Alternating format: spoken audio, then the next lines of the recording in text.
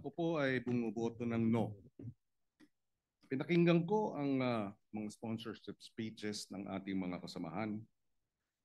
Tama naman, may basehan para sa humanitarian consideration dahil may edad na, hinihingi ng isang paraan para ma-house arrest. May basehan po ito base sa mga argumento na nabanggit kanina. Subalit,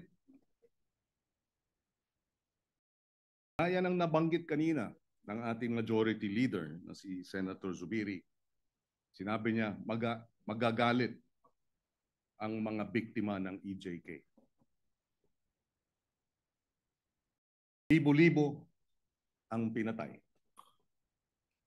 Libo-libo pa ang nawalan ng ama, ng ina, ng anak, na ang hiling ay hustisya.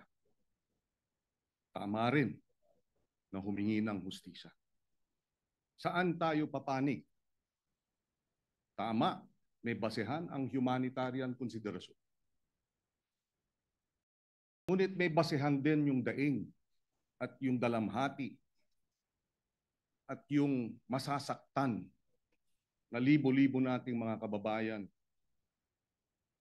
na pinatay.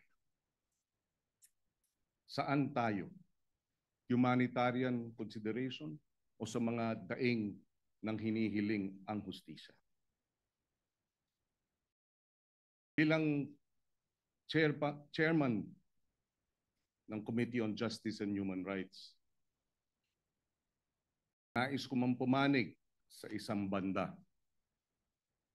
Tungkulin kong pumanig sa mga daing ng naghahanap ng hustisya. I vote no.